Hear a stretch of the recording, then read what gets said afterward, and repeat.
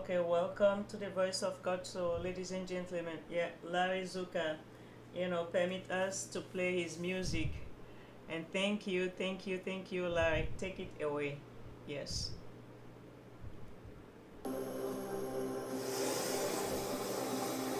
Yes. The Voice of God show is on. Some of you, listen of you, listen of you, listen of you.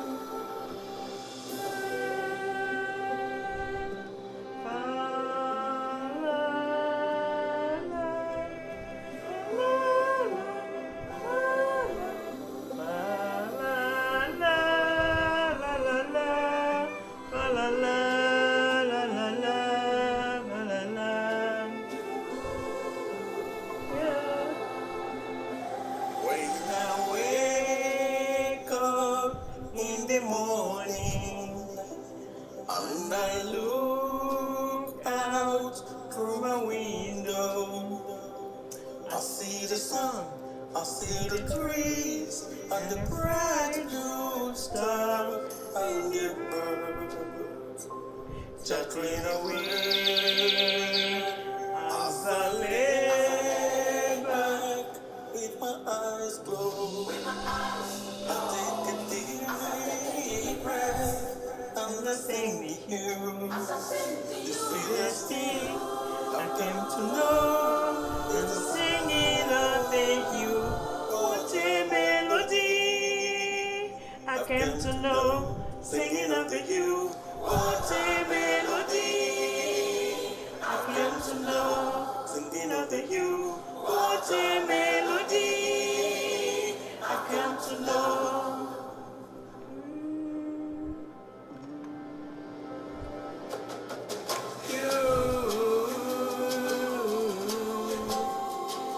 Willie Mo, take me. Dubo, dubo, dubo, dubo, guide me.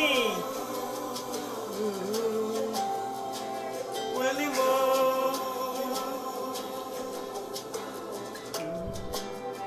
La la la la la. Dubo, dubo, dubo, dubo, guide me. Willie Mo. Willie Mo.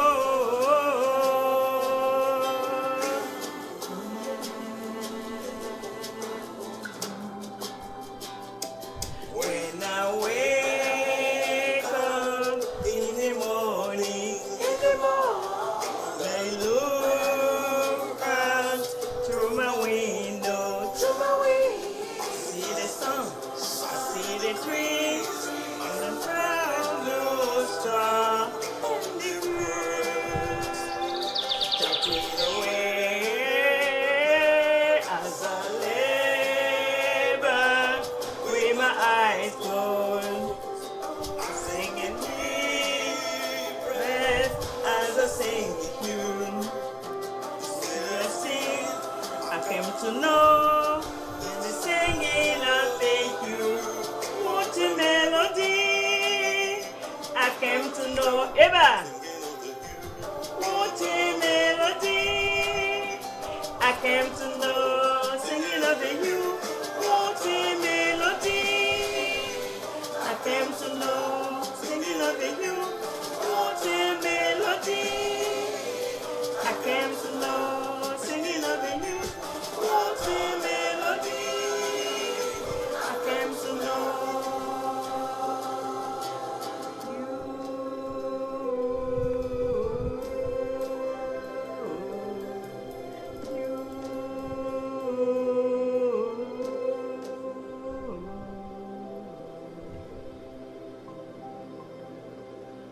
Yes.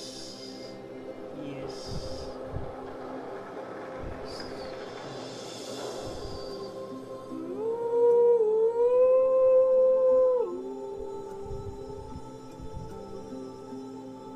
Yes, thank you, Larry Zuka. Yes, ladies and gentlemen, welcome to the Voice of God show. Yeah, the Voice of God show is on right now. Yeah, Havana is right here with us. The Greater King. Welcome, welcome, welcome. Yes, and I think I greet Havana, and I greet we salute all the viewer worldwide. We salute also worldwide, and Ajajengba will join us shortly. But why are we here today? Because it's me. I will be gone for the service for to serve God, for the service in Worcester.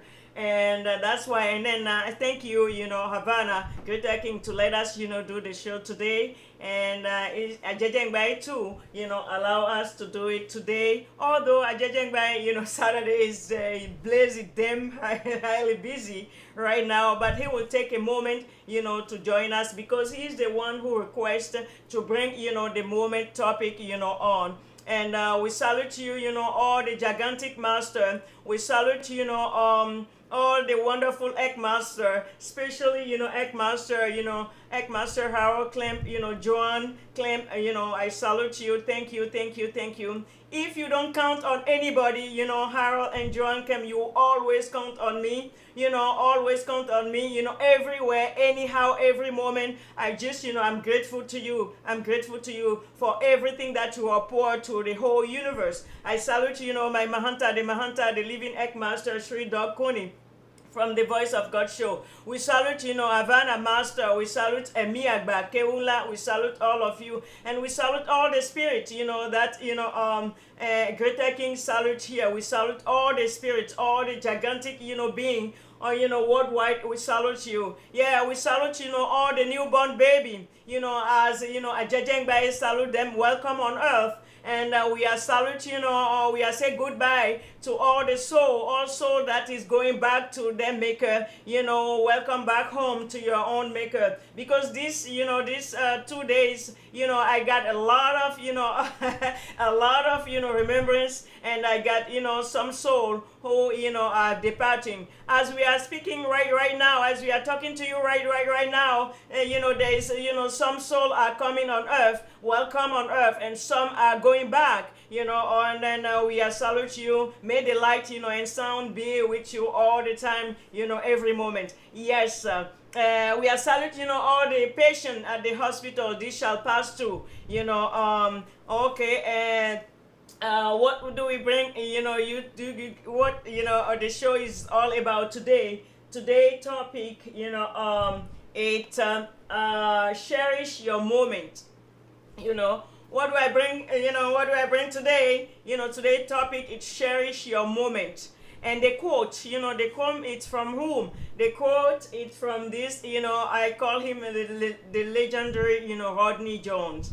What is the quote is saying to me? What is Rodney John is saying to all of us? What is Rodney John is saying to you? And what is Rodney John is saying to Rodney John? He's saying to all of us, it is that God chose us.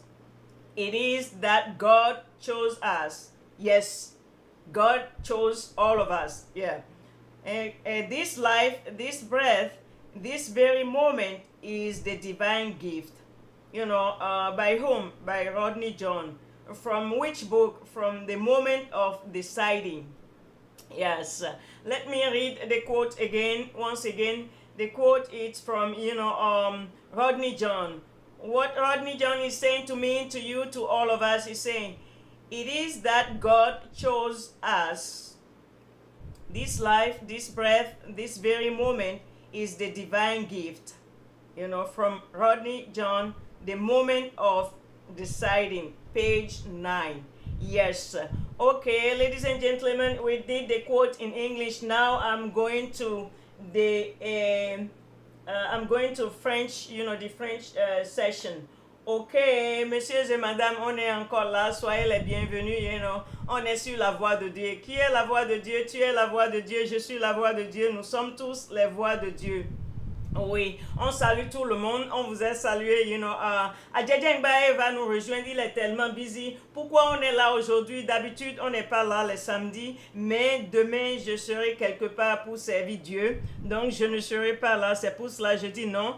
On vous a promis, promesse, la promesse c'est une promesse, on a dit qu'une fois par semaine, donc Havana, the Greater King, il nous a donné, la permission de faire ça, et Adjedjengbae aussi nous a donné la permission que oui, on peut sortir aujourd'hui. Donc c'est ça. Donc on vous salue, tous les téléspectateurs et les âmes joyeuses du monde entier. Donc vous êtes sur la voie de Dieu.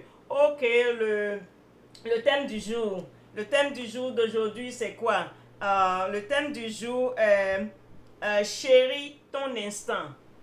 Chéris ton instant. C'est-à-dire l'instant présent. C'est ton instant. Il faut saisir ton instant et chérir ton instant.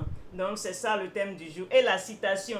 La citation vient de qui? La citation vient de, je l'appelle toujours le grand, legendary Rodney Jones. Yeah, Rodney Jones, c'est lui qui a écrit. Il a écrit ça dans quel livre? Le livre s'appelle Le moment de la décision. Donc c'est ça. Il dit quoi? Il dit que c'est Dieu qui nous a choisis. Oui, cette vie, ce souffle, ce moment précis que nous vivons sont des dons de Dieu. Qu'est-ce que Rodney John est en train de nous dire encore? Je vais encore répéter la citation. La citation d'aujourd'hui, il dit quoi? Il dit que c'est Dieu qui nous a choisis. Cette vie, ce souffle, ce moment précieux que nous vivons sont des dons de Dieu. Oui, et c'est la vérité. Oui, merci à Rodney John. Ok, bobo, ni tile toko atiwa. Havana Greater King, wan ni kan ni wan ki bobo akpata. Havana king kawan, quote na king kawan, unti anikan sokale king kawan si de bobo kewatu si wewe fun wa. Ntori Havana, awon oman fon kan si wewe ni. Wọ́n ti wà lérí ìkànnì ok kí la mú wá fún yín lónìí á kí gbogbo àwọn ẹ̀mí jàǹkànjàǹkàn ẹ̀yin ẹ̀mí tẹ́ǹtẹ́ ti gbọ́ wa ẹ̀yin ẹ̀mí dáadáa ẹ̀mí tuntun ẹ máa wọlé ẹ káàbọ̀ sí eré ètò ohùn ọlọ́run tá lóhùn ọlọ́run ẹ̀yin lóhùn ọlọ́run èmi lóhùn ọlọ́run gbogbo wa pátápátá ni ohùn ọlọ́run ok kí ni a mú wá fún yín kí ni kókó ọ̀rọ̀ ti òní kókó ọ̀rọ̀ ti òní ni a sún ń pè mọ iyì àkókò rẹ mọ iyì àkókò rẹ nítorí àkókò nǹkan ńlá ni ọ̀rọ̀ kó mọ iyì rẹ̀ òun ni kókó ọ̀rọ̀ tí òní tí a mú wá fún yín kí ni ohun tí ẹnìkan sọ sílẹ̀ ta ló sọ sílẹ̀ olúẹ̀ ń sọ lọ́wọ́lọ́wọ́ ní nítorí ọ̀gbẹ́ni náà wọ́n tún wà nílé ayé mò ń pè wọ́n ní ọ̀gbẹ́ni Rodney Jones kí náà sọ fún wa nínú ìwé kan tán ìwé náà wọ́n kọ ní the moment of deciding ẹ̀rí àkókò tó fẹ́ fi gbìyànjú ilé ayé wọn inú ìwé náà ni mo gbé yọ kí ni wọ́n sọ pé ọlọ́run ni ó yàn wá ẹ̀rí àwa kọ́ la yan ara ọlọ́run òun ni ó yàn wá ayé yìí ẹ̀mí yìí àkókò yìí gan-an ni ẹ̀bùn mímọ́ ọlọ́run ẹ̀rí àkókò náà ẹ̀bùn mímọ́ ọlọ́run òun ni ó jẹ́ ohun tí alàgbà kọ sínú ìwé wọn nìyí. Okay, ladies and gentlemen, okay, that we translate, on the topic and the quote in, English, French, Yoruba. Now we are going to the Gun session. Okay, mechele mi o so wa, mi na do mlo ko eta tu mi so wa egbe, mi wa egbe, nítorí pé mi ma nye ma tin to so nje ma o si azo wa gbe to fide, filoka li pede. Donc dimanche naï ouais moi donna Havana Greater King bodo Adjedjengbae po yedo yes mi gamba to samedi utu emi do wa donc mi ndo do mi to fide pepe de mi te ogbigbo wiwe gbigbo mlele gbigbo yoyole bi sese mi do mi we Adjedjengbae eno do bebe le mi do bebe le Havana eno do esprit le mi do esprit le patapata bo do master le bo do mercy le we mi so do mi le desu ye me bi sese ye ndo do mi ete mi ka rewa egbe si ho egbe ton yes ho egbe ton lo ete do o ho egbe ton ete mi rewa ho egbe ton we yin do mlo ke yin nyiwana wenutoe ete mido nyiwana wenutoe mimo wenu de ado ani nyiwane ohwe gbetonie ete nde mede do dai menu e ka don lo dai alagba mi ton de mino yodo legendary Rodney John uwo we do to we me ton eyin do we ma lodo a moment de décision we ma lo yin we ma lo we nde son we ma lodo ete edido na nye ete edido na je ete edido na mepo Rodney John edido mno ke jiwe yewe we de mi mo mila su ma de mi de bodo wa gbeme o jiwe yewe we de mi mo eka so dido ogbe ehe gbo funfun ehe wenu ehe losu we nunina jiwe yewe ton mimo wenu demite ogbe ehe demite nle bi se papata nunina jiwe yewe ton uwe alagba miton Rodney John uwe edona mi donc din demi tout mon le bido gbe demi no do diminai o session question réponse din. Okay, ladies and gentlemen, now that we read the topic and the quote in all possible language that we speak in this platform, now we are going to go to the details of the or we're gonna break down the topic and the quote as usual. And now I have the greater king is right here, Havana gonna go with this what he think about this quote and question. Gbogbo ojú tí ń wò wá atútidé Havana wà lérí ìkànnì Havana wọ́n wá tú sí wẹ́wẹ́ tí topic ò ní mú wá ń ta mú wá lónìí wọ́n tú sí wẹ́wẹ́ fún wa wọ́n sì tú wá fún wa lẹ́bùn nítorí tá bá rí Havana ọ̀rọ̀ wọn ọ̀rọ̀ ẹ̀bùn ni ọ̀rọ̀ wọn ọ̀rọ̀ ọgbọ́n ni ọ̀rọ̀ wọn ọ̀rọ̀ akẹ́kọ̀ọ́ ni ẹ̀rí Havana à ń kí yín platform di ti yín. Ẹ̀wí tèmi síre o. Àmín. Ẹ̀wí tèmi síre o. Ẹ̀wí tèmi síre. Àmín. Bí tọ́rọ̀ mi kò sí o, wí tèmi síre. Wí tèmi síre. Ẹ̀wí tàwa síre o, ẹ̀wí tàwa síre. Ẹ̀yin alágbára ẹ̀dá o, ẹ̀wí tàwa síre. Ẹ̀yin alágbára ẹ̀dá, ẹ̀wí tàwa síre. Adúpẹ́. Alágbára ẹ̀dá o, ẹ̀wí tàwa síre. Lórí ètò Ohùn Ọlọ́run, Voice of God show. Ẹ̀wí ti wá. Tàwa síre o, ẹ̀wí tàwa síre. Ibi tọ́wọ́ wa kù sí o, ẹ̀wí tàwa síre. Yes. A fi eléyìí a fi kí gbogbo wa pátápátá wípé a kú gbójú ṣẹṣẹ rí. Ìyẹn ní ààyè wa tí a wà. Ẹ̀rí a tún ti dé bá a ṣe máa ń dé lórí Ohùn Ọlọ́run, Voice of God show. Yes. Kí ni ìtumọ̀ eléyìí Ohùn Ọlọ́run? Èmi Ohùn Ọlọ́run ni mí. Ìwọ náà tó ń wò mí Ohùn Ọlọ́run ni ọ́. Bẹ́ẹ̀. Torí wípé bí mo ṣe ń fọ̀ jáde wàá rí wípé ohùn mi. Tí ìwọ náà tó bá fi ọwọ́ rẹ síbi ẹnu sọ̀rọ̀ sí, wàá rí pé nǹkan kan jáde ń bẹ̀. O ò lè rí nǹkan yẹn dì mú. Ọlọ́run nìkan ló yé. So orúkọ ètò wa nìyẹn Ohùn Ọlọ́run. Àwọn bàbá wa ńlẹ̀ Yorùbá kí Ọlọ́run kó bá wa kẹ́ wọn. Ẹ̀rí àwọn náà ń sọ wọ́n ní Ohùn Ọlọ́run olóhùn èèyàn. Bẹ́ẹ̀ni. Ó torí pé èèyàn ni mí èèyàn ni wọ́n náà so Ohùn Ọlọ́run ó lọ gan-an ni. Bẹ́ẹ̀ni. Bẹ́ẹ̀ni. Akíwa wípé a káàbọ̀ sí orí ètò gẹ́gẹ́ bí a ṣe máa ń wá lẹ́ẹ̀kan láàrin ọ̀sẹ̀. A ti sọ fún yín náà tẹ́lẹ̀ ìgbàkúgbà tẹ́ bá ti rí wa ẹ ti rí wa náà nìyẹn torí wípé ìgbà tí a bá ti jáde sórí ètò ó ńlá fi ní gbogbo wa ẹ lọ tẹ kóńdó tó dàbí aago tó ń bẹ lórí ìkànnì tẹ́ ẹ bá ti tẹ̀ka síbẹ̀ ìgbà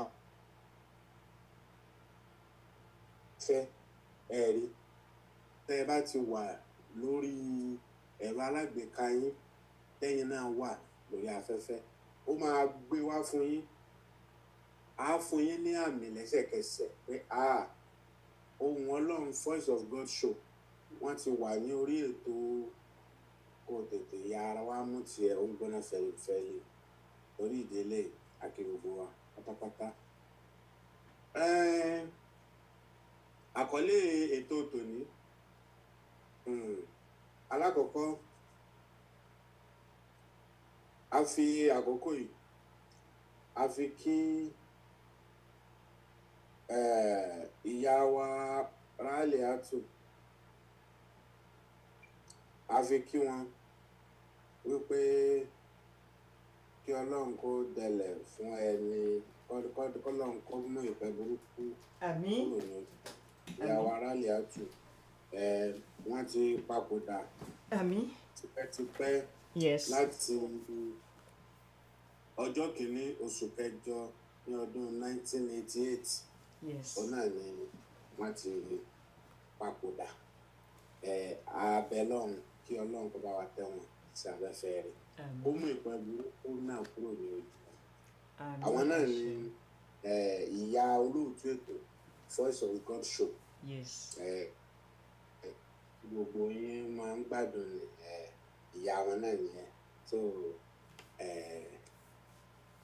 òní náà sì ni ọjọ́ kìíní oṣù kẹjọ so ọjọ́ kìíní oṣù kẹjọ 1988 òun náà ni wọ́n jáde láyé tá a bá ní ká báyẹn sùn ó ti lé ní ọgọ́ta àti márùn kan yẹn mẹ́jọ àti mẹ́jọ ó ti lé tó jáde láyé so pẹ̀lú ẹ̀kọ́ jẹ́ kó yé wa àgbàlagbà nìyá o àgbàlagbà nìyá confam to the core so ìyẹn bẹ́ẹ̀ ẹ jẹ́ ká lọ náà ká dé wọn bẹ́ẹ̀ so kí awore kó máa jẹ onímọ̀ rẹ̀ àmín torí bọ́pọ̀lọpọ̀ tí ń pè wọ́n bẹ́ẹ̀ kọ́ ni wọ́n jẹ́ ẹ̀kọ́ ló jẹ́ ká mọ̀ táwa náà tá a bá kẹ́kọ̀ọ́ táwọn ẹ̀mí ò bá sọ àlè mọ̀ ohun tí wọ́n ti fi kùn wọ́n òun náà ni gbogbo èèyàn náà ni wọ́n máa wí òun náà làwa náà máa wí àmọ́ pẹ̀lẹ́kọ̀ àwa rí wọn ní rárá ọkọ̀ rí bẹ́ẹ̀ o báyìí ní báyìí ni torí ìdílé a kí wọn ìyá wa ẹ láàyè àgbàlagbà àwọn tí ń gbọ́ wa wọ́n fẹ́ gbọ́. ó ti yá àwọn tó ń gbọ́ wa. ok. àgbàlagbà nìyá confam 100% àgbàlagbà nìyá bẹ́ẹ̀ ni àmọ́ àwọn àgbàlagbà ọmọ wọn máa ń yàn rí olè yìí fi yàn rí tàbá tó ní ká wọ ọbẹ̀ a kò kúrò lórí ibi tá a wà so gbogbo èyí tí wọ́n sọ fún wa yẹn kò rí bẹ́ẹ̀ wọ́n fi kàn wọ́n ni kò rí bẹ́ẹ̀ wọ́n mọ̀ pé àwọn ò lè rí wọn lójúkorojú so ẹni tó bá dẹ̀ tó parọ́ mọ́ òun náà làwọn èèyàn mọ̀ parọ́ mọ́ ẹ̀rí adúrú rẹ tí wọ́n pamọ́ lọ́hùn ni bẹ́ẹ̀ni kò sẹ́ni tó fẹ́ rí Ọlọ́run so ìyẹn bẹ́ẹ̀ bó ṣe jẹ́ mi so lórí ètò tòní àkọlé ètò tòní òun náà ni wípé lo àkókò rẹ fún ìgbà rere rẹ kí ló ń fi àkókò rẹ ṣe àkókò nínú ẹ̀kọ́ mo dẹ̀ rántí nígbà tá à ń kẹ́kọ̀ọ́ yẹn bọ̀ wá tá a dé ọ̀dọ̀ ànábì Suleiman yẹn King Solomon wọ́n jẹ́ kó yé wa wípé ìgbà tí King Solomon tí ó fẹ́ sípò padà tó ti ń rí wípé àsìkò òun ti ń tó bọ̀ ó wá pe àwọn ẹ̀mí nítorí pé gbogbo nǹkan tọ́lọ́run bá dá òun ni wọ́n ń tẹ̀lé ànábì Suleiman káàkiri bí wọ́n ṣe ròyìn rẹ̀ fún wa yẹn ó rí bẹ́ẹ̀ ọkàn jẹ́ pé wọ́n tún ti àwọn nǹkan kan bọ̀ àmọ́ pẹ̀lú ìyẹn òtítọ́ ni ànábì Suleiman King Solomon alágbára ẹni tí o kò rújú kódà ó tó kọjá bí wọ́n ṣe ròyìn ẹ̀yẹn ó wá sọ pé báwo làwọn àrọmọdọ́mọ ọ̀hún báwo ni wọ́n ṣe lè máa rí ẹ̀yìn ẹ̀mí lò torí òun nìkan ló ní access sí gbogbo yín yìí tí gbogbo yín dẹ̀rọ̀ káyọ̀ káyì tóun òun ṣe bó ṣe wù ú òun máa ń ran yín ṣe bó ṣe wù òun báwo làwọn ọmọ lẹ́yìn òun àrọ́mọdọ́mọ báwo ni a ṣe máa lò àwọn ẹ̀mí wa sọ fún pé òkè ọ̀dà bí wọ́n ṣe máa lò wá òun náà ni wípé sọ ọkà àwọn nǹkan yẹn sílẹ̀ nǹkan ẹyọ kan ni mo fẹ́ mú lò ń bẹ̀ nítorí wípé ó bá ètò yìí lọ àkókò King Solomon anabi Sulemana alayhi salatu wassalam ó ní wípé àwọn ẹ̀mí sọ wọ́n ní jẹ́ kí àwọn àrọ́mọdọ́mọ rẹ àwọn ọmọlẹ́yìn ẹ̀ jẹ́ kí wọ́n lọ mọ tí wọ́n ń pè ní àkókò àkókò yìí ló túmọ̀ sí wípé ìgbà wo ni ẹ̀mí kọ̀ọ̀kan wà ń ta àkókò ni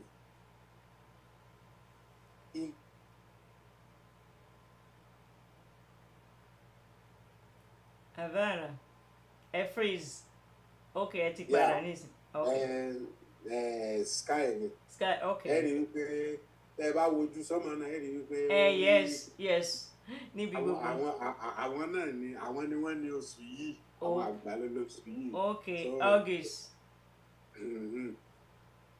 so ọ̀tọ̀ ni àkókò ọ̀tọ̀ ni ìgbà ọ̀tọ̀ ni ọjọ́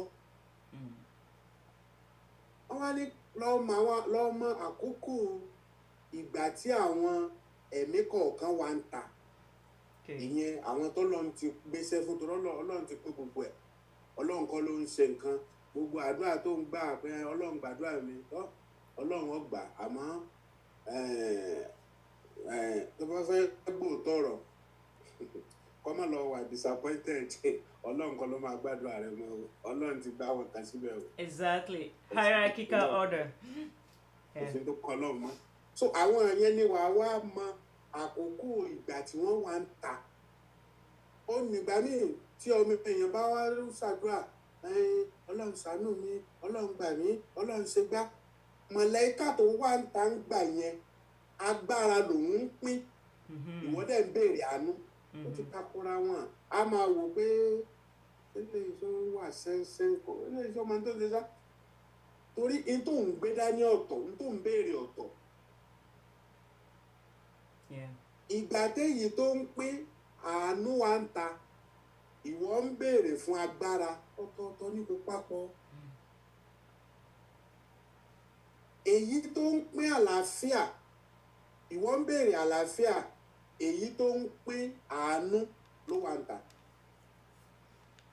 ó ti takora wọn eléyìí ó kọ́kọ́ jáde nínú ẹ̀kọ́ pé máa àwọn àkókò ó ní wọ́n sọ di planetary hours ní èdè vernacular planetary hours ìtumọ̀ rẹ̀ nìyẹn máa àwọn àkókò tó wà nínú ìgbà àkókò yìí báyìí eléyìí báyìí eléyìí báyìí eléyìí báyìí gbogbo tá à ń sọ yìí kò làwọn ọ̀jọ̀gbọ́n mọ̀ ó ló fi jẹ́ pé ẹ̀ẹ̀kan lè ṣàdédé rí ọ̀jọ̀gbọ́n kó kàn sá máa ṣe nǹkan tí ò necessary lérí ńbẹ̀ tí gbogbo àwọn èèyàn bá ń ṣe nǹkan míì ẹ̀rọ ọ̀jọ̀gbọ́n bóyá ìgbà yẹn lòún sùn tàbí ó máa máa nítorí wípé òun ti mọ̀ pé ohun táwọn eléyìí ṣe yìí ò lọ àmọ́ tó bá sọ fún wọn ò ní gbọ́ àrọ̀rà dá ilé ní fẹ́ ó lè wà láàrin wọn gan á máa wò wọ́n ní ìgbà míì ẹ̀rẹ́ lómi ó ń bẹ láàrin wọn yóò máa sùn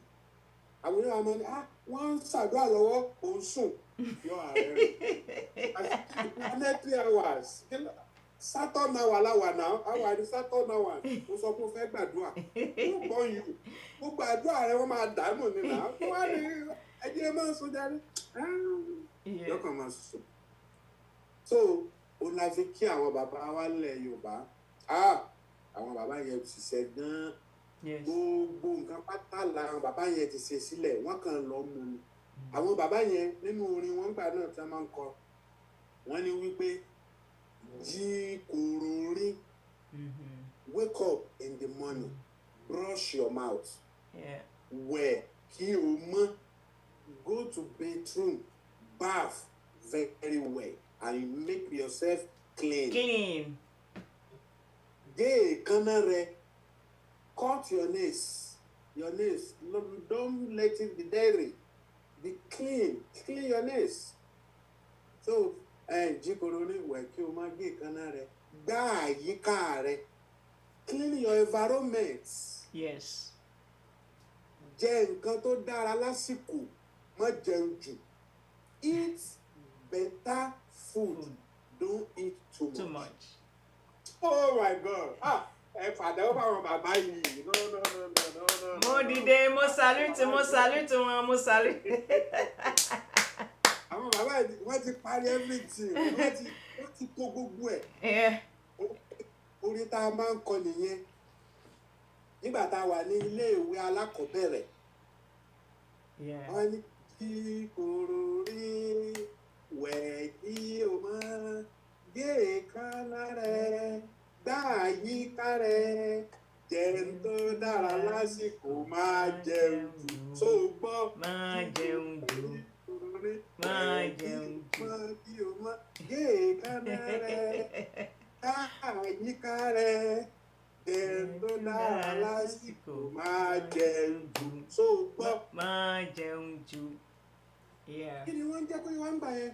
Wọ́n fi ń jẹ́ wa wípé gbogbo nǹkan ló lásìkò, everything is time. Yeah. Àsìkò gbà tó yẹ kó o ṣe léyìí o gbọ́dọ̀ lọ ṣe o. Right. Àsìkò gbà tó yẹ kó o ṣe léyìí o gbọ́dọ̀ ṣe o. Àsìkò gbà tó yẹ kó o ṣe léyìí o gbọ́dọ̀ ṣe. Ohun tí wọ́n ń jẹ́ kó yé wa nìyẹn tí wọ́n fi kó orin yẹn jọ tá a fi wá ń kọ orin yẹn. Bí ètò ṣe wá dórí ẹ̀ orin yẹn kàn wá sí mi lórí níbi orin àtìgbà yẹn ó wá wúlò báyìí. You know, you go back a lot time track. Ẹ lọ́nu àkókò ìgbà sẹ́yìn. Yes. Tó torí wípé ọ̀rọ̀ àkókò là ń sọ. Ẹ rí wípé àkókò nìyẹn. Lo àkókò rẹ dáradára. Tó o bá lo àkókò ẹ dáadáa fúnra rẹ ni o kì í ṣe fẹ́mi o. Yes. Tí o bá tó lo àkókò rẹ ní ìdákejì fúnra rẹ ni kì í ṣe fẹ́mi o. Àmọ́ èyí tó ti máa dára jù òun náà ni kó o lo àkókò ẹ fún ìṣerere ayé rẹ. Nítorí wípé àkókò yẹn ó ń yí, ìgbà ń yí. Àkókò kan òun la wà nínú ìyá wa, àkókò kan nìyẹn o. Yes. Àkókò ìgbà tá a wà nínú ìyá wa yẹn à ń jẹ, à ń mu, àkókò kan nìyẹn nínú ìyá wa. Ohun tá à ń pè ní placenta ibi ọmọ òun ló ń flita gẹ́gẹ́ bẹ́ẹ̀ kan ṣe gbé wá nìyẹn o. Òun ló ń flita ìdọ̀tí tí a fi jẹjẹkújẹ nínú ìyá wa. Right. Àwọn bàbá wa sọ àwọn harúbalẹ̀ àkè ṣògbó òkòdó ṣòro ọmọ màláìka wa ròyìn ẹ̀kọ́ tá a kọ́ náà la fi mọ̀. Wọ́n wá ní ìjà mọ̀ wípé placenta yẹn ṣe èpè nígbà tí wọ́n bí wa sáyé tán. Àmọ́ ẹ̀yin bàbá ẹ̀yin náà lè mọ gbogbo nǹkan àfi kẹ́ ẹ sọ. Nítorí ohun tó ṣiṣẹ́ ara ń jùúnù. Bẹ́ẹ̀ ni. Yes. Kò wúlò. Bẹ́ẹ̀ Wọ́n ni. ní pé bí wọ́n ṣe bí ọmọ tán tí wọ́n mú àlìmọ́kò tí wọ́n fi dispatch wọn tí wọ́n pín báyìí wọ́n ní lẹ́sẹ̀kẹsẹ̀ ó wá yanu ó dẹ̀ sẹ́ǹpì ọ̀dàlẹ̀mọ̀ ní ẹ̀ bí mo ṣe tọ́jú ẹ tó tí mo fún ọ ní jíjẹ mo fún ọ ní mímu èmi àti ajọ́ ń sọ̀rọ̀ nítorí wípé òun lẹ fi máa rí nílẹ̀ Yorùbá ní àwọn ayé ìjọ títí tí ṣe ó sì ṣẹlẹ̀ ẹ máa rí pẹ́ni tó lóyún wọn á ní oyún inú ń sọ̀rọ̀ kí ló múnú inú sọ̀rọ̀ placenta yẹn ni wọ́n jọ ń sọ̀rọ̀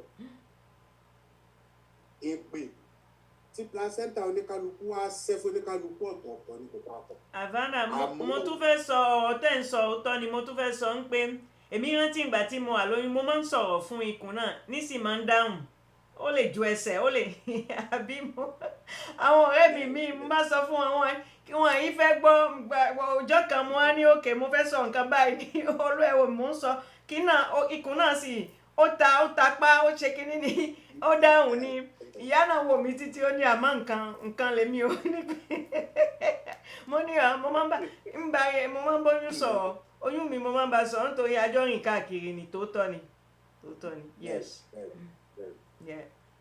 Ó àkókò ìgbà kan nígbà tá a wà nínú oyún, ìgbà kan tó nígbà tí wọ́n bí wa, ìgbà kan la tó lò yẹn, ìgbà tí wọ́n bí wa yẹn ara wa ò balẹ̀ nítorí pé ẹ̀mí ni wá, ẹ̀mí yẹn dẹ̀ fẹ́ kí wọ́n kéjì òun mọ́bì kan no ẹ̀mí ò fẹ́ bẹ́ẹ̀. Bá a ṣe wà kékeré a fẹ́ máa ṣe nǹkan tágbára wa ò ká, tí wọ́n bá wá gbé wa á wà máa sunkún, so bẹ́ẹ̀ ni ṣe rí nìyẹn, torí pé ẹ̀mí ni ó gbọ́dọ̀ ní ṣe nǹkan fúnra rẹ̀. Freedom. Ṣẹ̀ṣẹ̀ rí ẹnìkan kọ́ bọ́. Freedom lẹ̀mí. Ó ní ó máa ń dùn ọmọ kéékèèké tí wọ́n bá gbé tí bá ń sunkún, nǹkan tó fà tó fi ń sunkún nù pé mo lè ṣe náà mo lè ṣe náà mọ́ àwa ò gbọ́ nǹkan tó ń sọ. Mo ní sínú ẹ fi mí lẹ ẹrọ ọmọ mi a máa sapá báyìí ṣẹ̀ṣẹ̀ báyìí tí wọ́n bá gbé dání ó máa nà fi mí lẹ mo lè ṣe náà mo lè ṣe náà mọ́. Omi ọ̀wà máa jábọ́ lójú, àwọ̀ wà máa pẹ̀lẹ́ ìyá ọmọ yìí dá ìyá ọmọ yìí dá. So àwọn àkókò kan nìyẹn. Ìgbà tí a bá tó ń dàgbà bọ̀ àwọn alákòrò àjìdé á tún lọ sílé ìwé, àkókò kan náà tún nìyẹn. Ìwọ tó bá wá lo àwọn àkókò tá ń kà sílẹ̀ dáadáa títí ẹ náà ló máa dà. Ìgbà tó yẹ kó o lọ sílé ìwé tó o bá lọ tàbí wọ́n rán ọ lọ ilé ìwé òun sá pamọ́ òun ṣe àwọn ẹgbẹ́kẹ́gbẹ́, àbí ìwọ tó jẹ tó lọ sílé ìwé tó lọ wo ní ẹgbẹ́kẹ́gbẹ́. Àwọn òbí ẹ rán ilé ìwé ìwọ tó wá lọ join ẹgbẹ́, àwọn ẹgbẹ́ yẹn náà ni ó padà pa ẹ́ torí pé wọn náà ti pààyàn.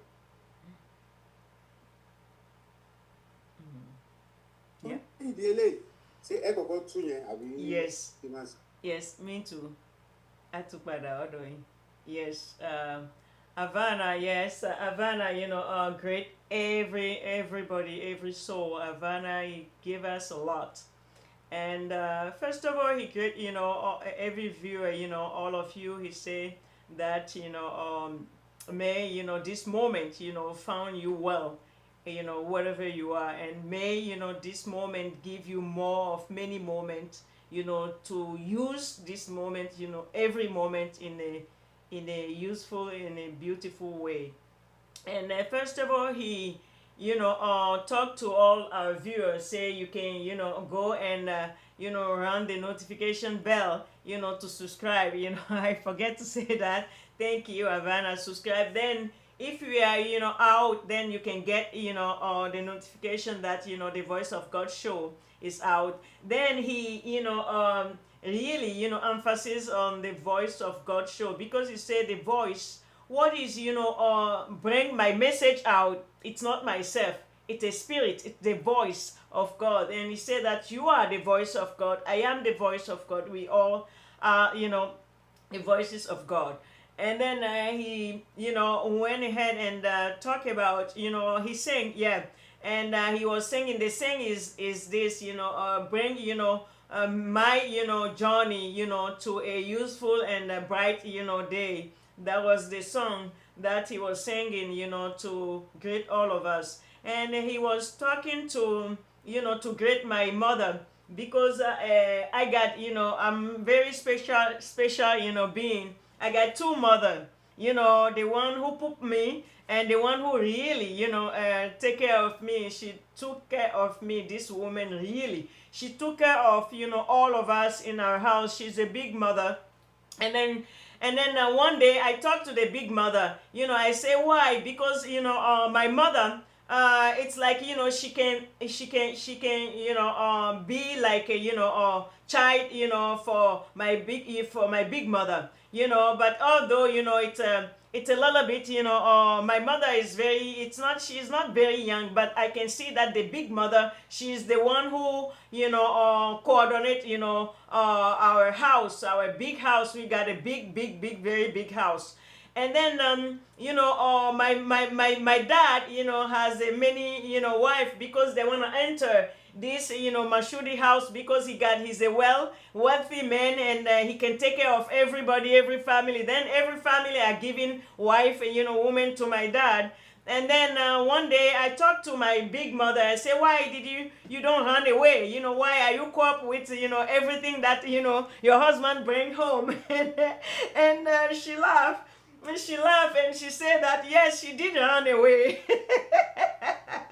She said that, yes, she did run away because everybody wanna, marry her husband. And then back then, if they gave you a woman, back then they don't say no. And my dad, ended up, take care of, many women, many kids, or some people don't have a kid, but he would take care of, the whole city, let me put it that way. And then she was sharing the story with me. And then she's the one who raised me, really, because my mother, biological mother, left when I was 4 years old. And this woman took care of the house, even though when my dad passed away when I was 7 years old. This woman stood in our house, take care of everybody. You won't believe that any daddy is not in the house every morning, because my sibling, all of her kids were, they were in Paris at that time, very, very long time. And then every money is not a problem, but she will use this money to really, take care of us in this house. And I honor this mother. I honor her every single moment. But today, August 1st, it's been, 38 years that she translated. She passed away. And she passed away in August 1st, 1988. It's like yesterday for me, because that was my confidence. I don't have any friend, beside, all my, cousin that we are so close. It's this woman. My life, it's her.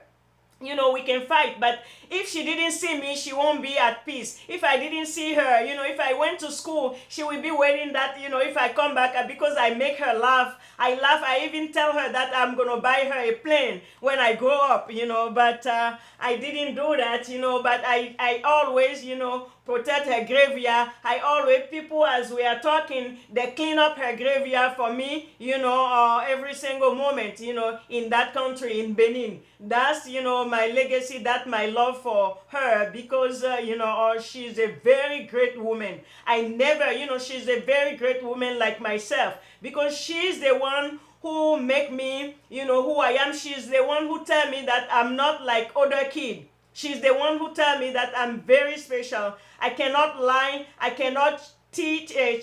I cannot do all these things that human does. And one day I asked her, but who am I if I cannot do what human does? She said to me, when you grow up, you will know God made you special, for a reason, for a special mission. And I think, boy, she's the one who told me, this thing, to begin with. And really, Raliatu, whichever plane you are, I salute you. I salute you. I always salute you.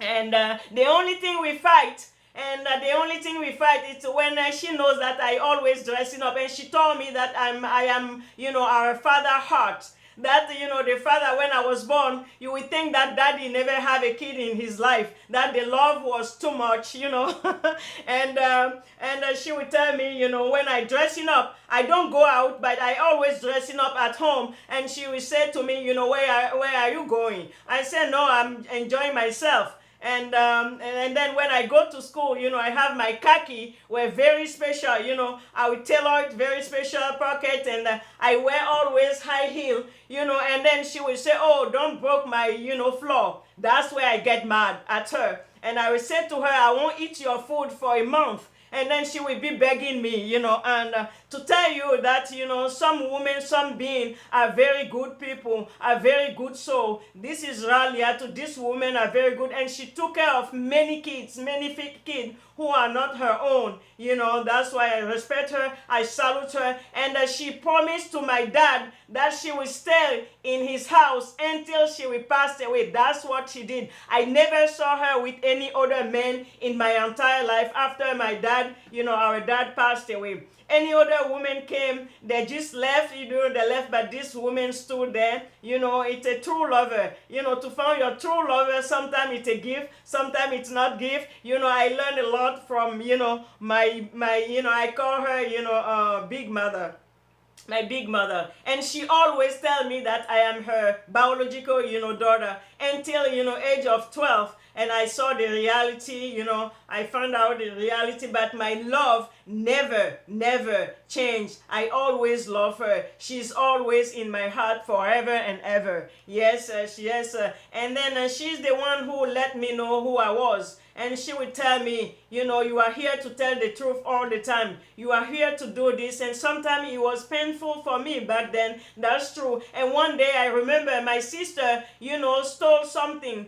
And then she stole a fish, right, in the kitchen. And she said to me, who the hell are you? Go, and have one too. And then I went, Havana. I went to the kitchen. I watched left and right. And I took the fish. And then they caught me. I was, oh my God, I want to kill myself. It's not me. And she said to me, you know what? They will tarnish your image. Don't do that. It's not you, I know. And I didn't get out. I didn't get out for 1 week. I was crying in my room, and she would come and beg me because it's not me.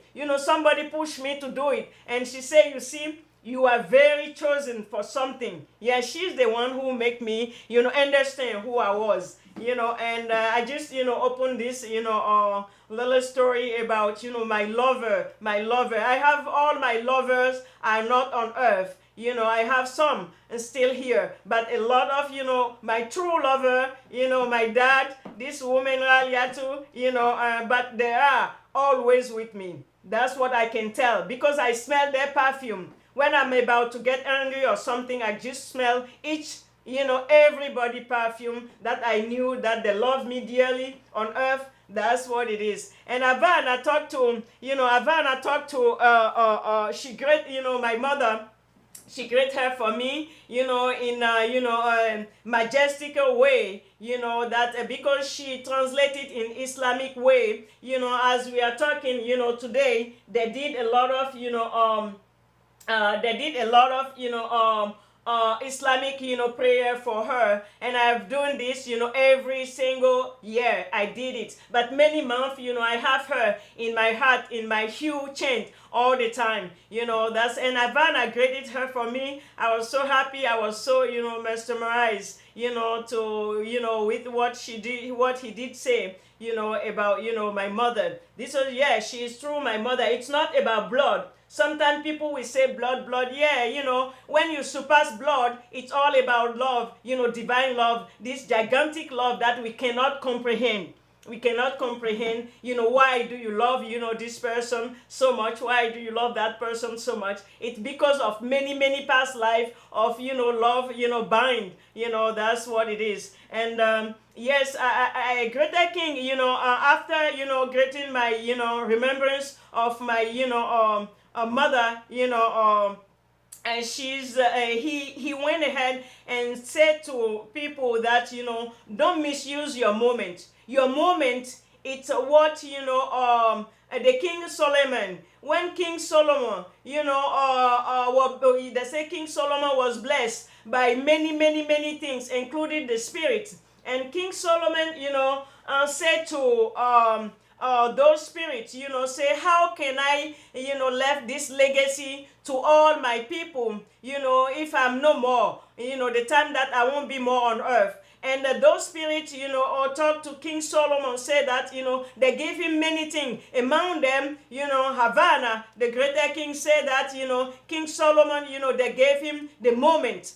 And those spirits talked to the King Solomon. They taught, all this Jupiter, Saturn, all this. And then they gave King Solomon the time of each, element. Then when you are doing things according to the time of each element, you know that you will be on earth. You will be in heaven on earth. That's what, Havana said, and I agree with him. And he said, for example, if, there is a spirit, of blessing, or the spirit, the spirit of the spirit of knowledge is out, and you are begging the spirit, you are praying, that the spirit, God to give you, money. It's not the spirit of money who is working at that moment that you are praying. It's a spirit of knowledge. If you know, each moment of, the knowledge of each moment of each element of each spirit, how they work, you will, according to those moments, you will be,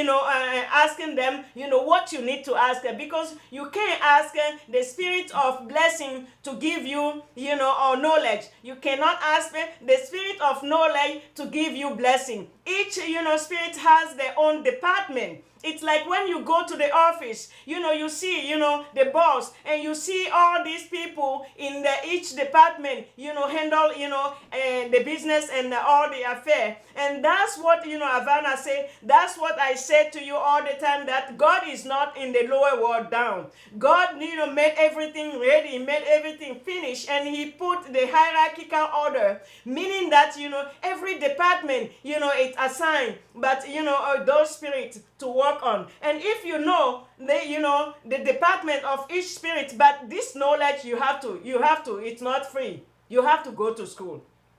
You have to enroll yourself in a spiritual school that know what they're teaching, that know what they're talking about. And then when you gather your knowledge, it's for your own good. It's really to live, heavenly, to live, on heaven, on earth. That's why, this knowledge. And Havana, when, he remember, what, the song that, we used to sing when we are little in Africa. And he salutes, all our ancestors. All our ancestors, when they wake up, they will teach you how to get clean. You get up in the morning, you brush your teeth, and then you make yourself clean, you brush your teeth, you get a shower, you shower yourself to be clean, you cut your nail, everything, our ancestors, cleanness, they teach, human beings, they teach us to be clean, and after the cleanness, it's, Havana is saying that every time, the moment that you're doing this, the moment that you get a shower, the moment that you eat, the moment that you pray, everything is in the moment,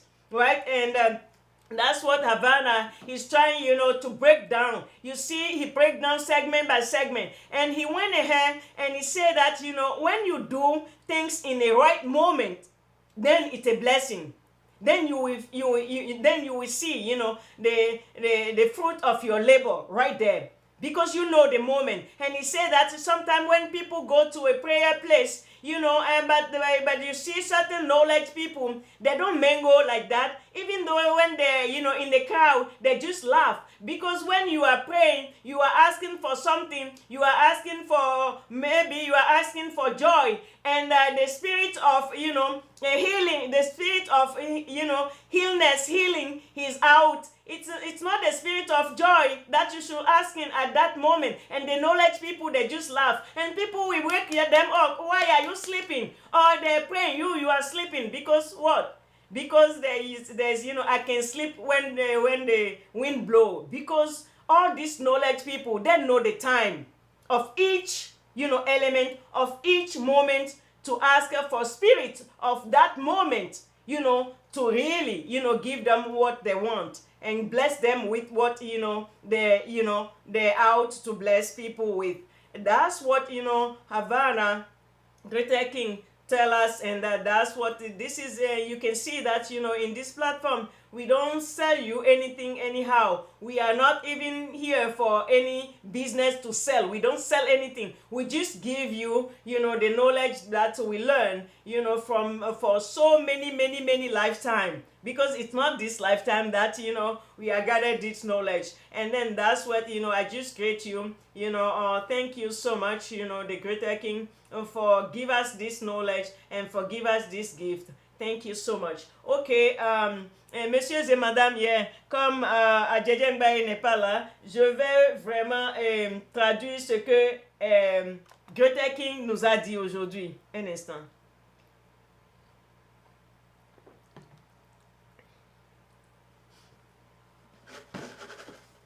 Yes. Okay, the Greater King, il a salué d'habitude, comme il a l'habitude de faire, il a salué tout le monde, les esprits, ok, et tous les téléspectateurs. Et il a dit quelque chose que il faut vraiment parce qu'aujourd'hui, on ne sort pas d'habitude aujourd'hui. Moi, je vais aller, demain, je ne serai pas là parce que demain, comme je suis clergé et comme je travaille, tu vois, pour Dieu, réellement, je suis sollicité à aller, en servir, Dieu, servir les êtres humains. Quand tu sais l'être humain, tu sais Dieu. Donc, c'est ça, quelque part, demain. Donc, il a donné la permission et à Djedje Mbaye aussi dit que oui, on peut faire ça samedi. Donc, il a dit que si vous voulez, et on vous avertit en avant, il faut aller subscribe. Donc, il faut faire la souscription en ligne. Et là, c'est la notification. C'est pas l'argent, il n'y a pas l'argent, c'est free. Donc, là, quand on est sur le plateforme, en même temps, quand on veut sortir, il y aura la notification. Donc, il a aussi salué ma mère parce que moi, j'ai deux mamans. Ma biologique, la mère biologique et ma maman qui m'a vraiment, vraiment élevée. Cette maman, vraiment, quand j'étais petite, je lui disais que je vais lui acheter l'avion. Mais elle est décédée le 1er août 1988. Oui, elle est décédée le 1er août 1988, et que Dieu, l'a déjà accueillie, dans son royaume, et que la lumière qu'elle suit, et que le boulot qu'elle fait, et que la joie, qu'elle dégage, dans l'au-delà, qui nous accorde cette joie aussi, sur cette terre aussi, qu'elle nous envoie aussi les lumières, les trébuchements de cette lumière ici. Parce que c'est une dame qui est vraiment très, très, très, très, très, très gentille. Elle est vraiment très gentille et elle accepte tout le monde. Elle a accepté d'autres femmes, qui sont venues et c'est elle qui nous a élevés tous dans la maison de mon père. Et là, et tous les jours, je l'ai dans mon cœur et je prie pour les défunts tous les jours, mais particulièrement aujourd'hui, et au cimetière, vous voyez, à Porte-Novo, ils sont en train de nettoyer et les gens font la prière. Chaque année, je fais ça. Et c'est une maman gentille avec les gens que je connais. C'est une habitude pour moi parce que moi, c'est pas seulement que les vivants que moi j'aime. J'aime les gens. L'amour ne meurt jamais pour moi. Donc, c'est ça. Et Havana m'a honoré, ma maman aussi. Et il a vraiment chanté pour elle. Et ça m'a vraiment fait plaisir. Donc, moi aussi, je lui envoie les bénédictions. Et elle nous envoie les bénédictions. Et c'est ça que Havana avait parlé sur ça.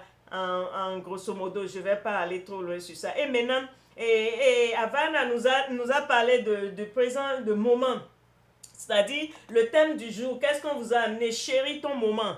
Il dit que le moment, parce que c'est un moment précieux. Vous voyez, les moments précieux qu'on a, il dit que au temps du prophète Salomon, le prophète Salomon, il dit que Dieu l'a vraiment béni. Et il a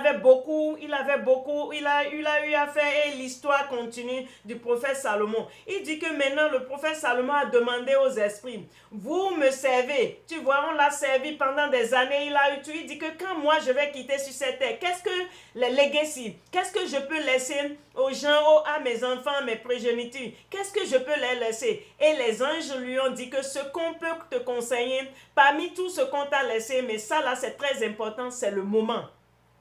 Donc le moment, il dit que le moment, donc les anges lui ont répondu que c'est le moment. Donc c'est le moment, dans le moment tu vas voir le jour, vous voyez la date, tout est inclus dans le moment. Le moment que tu as, c'est ton moment.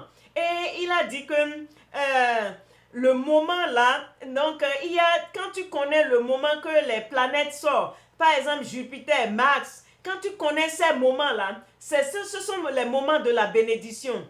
Vous voyez, c'est à ces moments-là, tous les éléments, quand tu connais leur moment, tu dois les utiliser, par rapport au moment. Et là, il y aura une bénédiction. C'est-à-dire, tu vas vivre sur cette terre comme si tu es au paradis sur terre. Et c'est ça. Qu'est-ce qu'il veut dire par là? Moi, j'ai compris ce qu'il veut dire par là. Parce que, par exemple, s'il y a l'ange qui donne la bénédiction est en train de passer, que c'est le moment, parce que chaque ange, c'est-à-dire chaque esprit, ils ont leur temps qui sort, sur cette terre et donne les bénédictions aux gens. Par exemple, si c'est l'ange qui donne la santé et toi tu demandes l'argent, tu vois que c'est le moment où que tu pries, puis il me dit donne-moi l'argent. L'ange là va regarder, l'esprit va regarder, l'esprit de la santé va dire mais c'est pas ça, tu vois, il regarde, il va dire que mais ça là c'est pas normal. Donc ça veut dire que et quand tu n'as pas appris, parce que ça là on va pas t'apprendre à l'école, ça c'est pas l'école.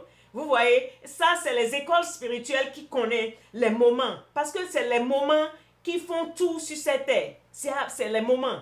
Parce qu'il y a des moments, c'est les moments qui te déterminent, tu vois, l'avenir. Et c'est ce que tu fais dans les moments, c'est ça que tu récoltes, demain. Par exemple, à Vanna, il a parlé de, par exemple, toi tu vas à l'école. Et tu à l'école, c'est-à-dire tu t'amuses, au lieu de travailler, tes moments, c'est que tu as perdu tes moments comme ça et maintenant après tu vas dire que voilà tu as été à l'école mais toi tu n'as on te respecte pas parce que tu n'es pas ceci. Non, on t'a donné l'opportunité d'aller, c'est toi-même qui as gaspillé ton moment. Les moments sont précieux, c'est ça que Havana nous dit. Donc par exemple si tu connais que c'est l'esprit de la santé qui est en train de travailler actuellement. Et toi, au même moment, tu es en train de prier à l'esprit du fortune.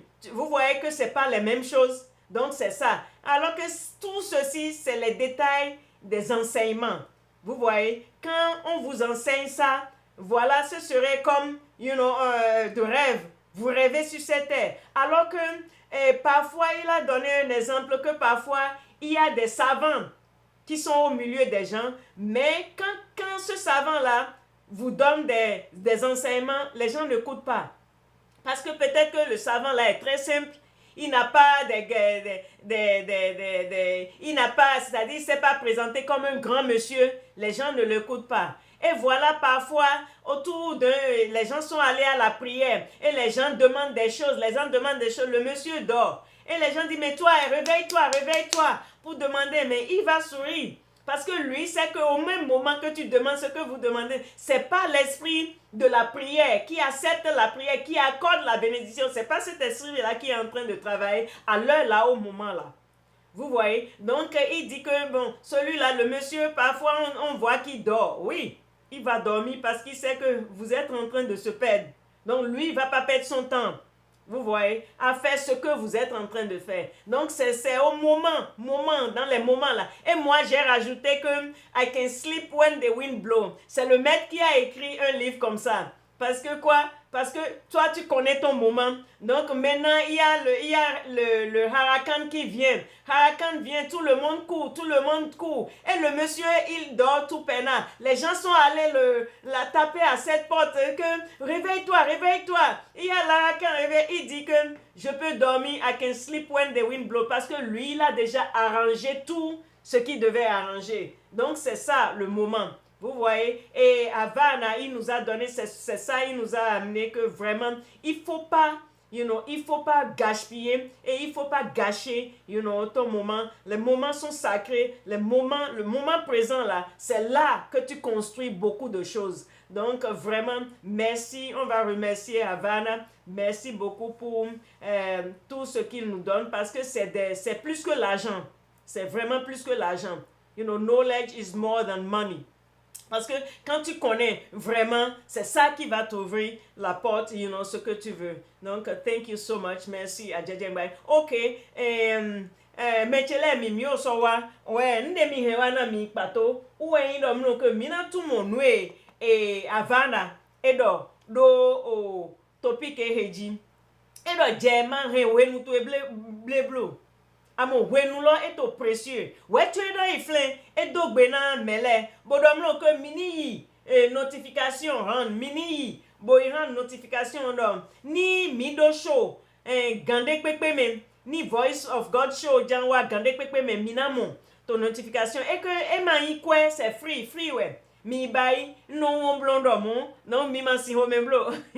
Avana ri rappele mi. We wa dondo iyache vive mimo ma wewe yendo to gbeme me jimi to vo uwo idendo we ene amo me toju mi pato uwe yin alaja raliatu maman rali tout donc a jeje ngba wa jihan e ba yi nu ne donc maman ne nyeno do mno da ido ni to gbe na ho avion ne parce que honton vivait mi avant mi no wa vundo plopo avu mi ton wa ino mno ke ni so nche wenje ya zome alon sa nu passe nyeno do talon e na do yen ni magbaka o ne mi blo fine we home sisi nyeton no wa amon ko sinne mi mno do na mi de mama ene agbeto we uwo we zon we nyon de yin e no do na mi do mayin gbeto podi medie mayin gbeto podi gbeto pa que maou ezomi do ma wa nde to gbeme mama ene we zon we nyon e ka okudin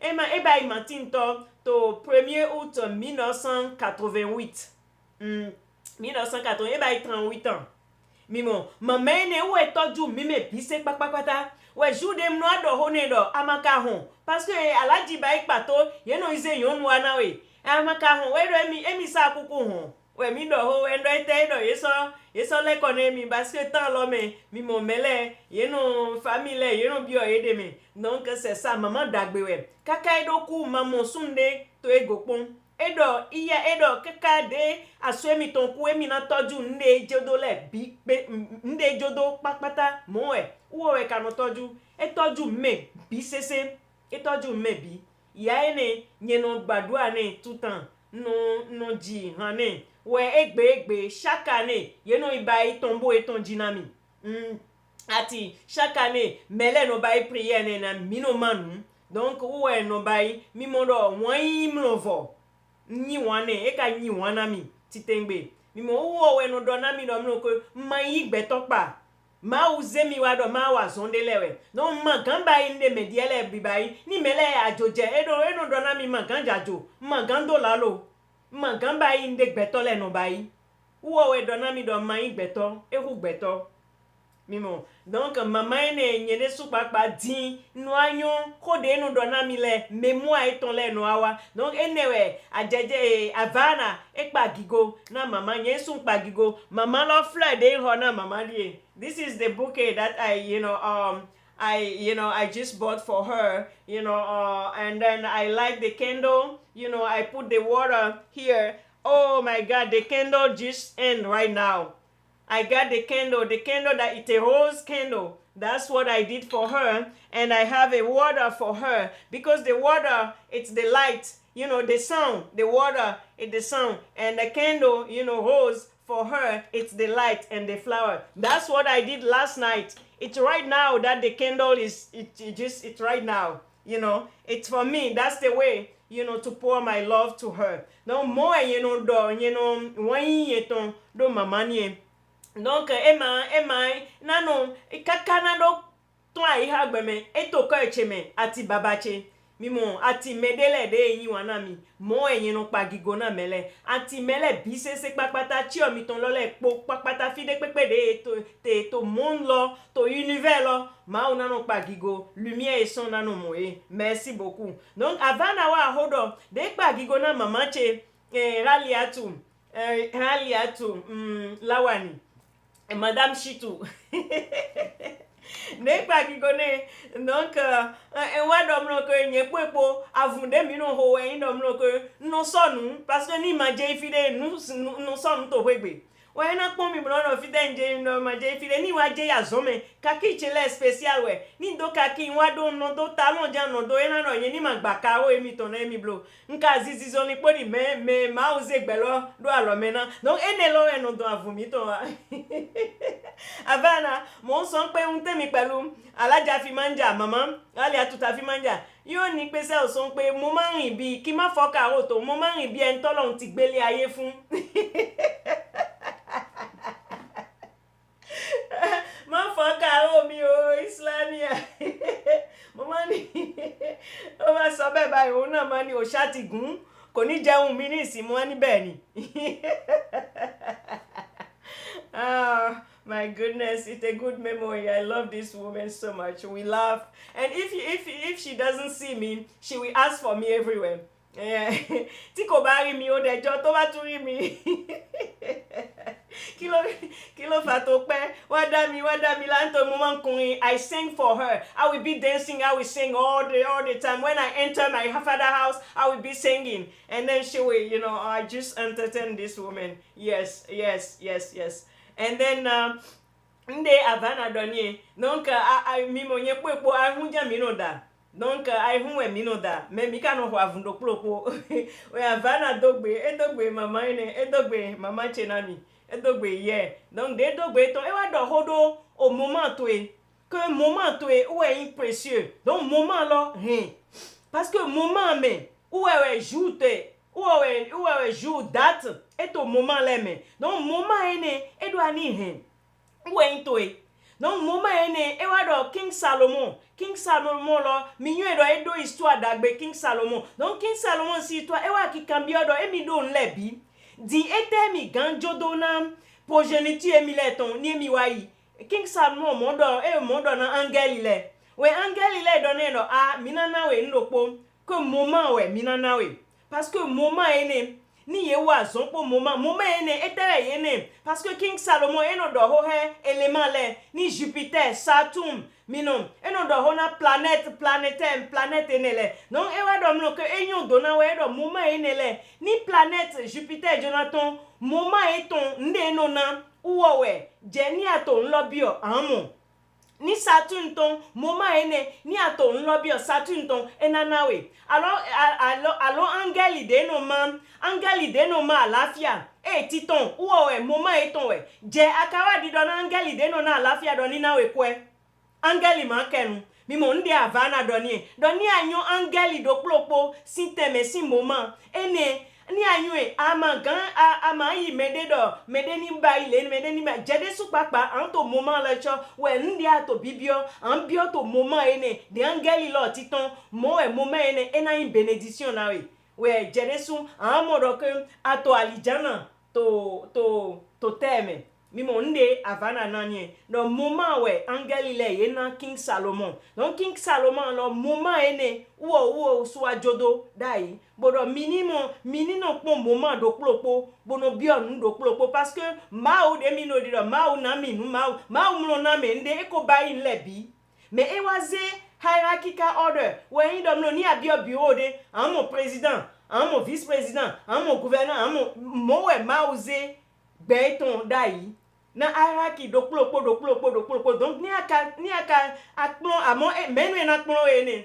école spirituelle adodwe ou eno pon me yele na akpon we nuene le mimo nue mi he wana minie que moment to e resisien moment to e we nbi moment to e we njeton moment to e ou e ma na we moment ene ou e ano décision le no ton ami donc ho de mi raison donc livre des raisons Rodney Johnson livre des raisons ou livre lodi donc livre the moment of deciding donc moment lo mi mo do moment e dagba to file bi donc merci beaucoup mo ti jíṣẹ́ yín fún gbogbo wọn ladies and gentlemen.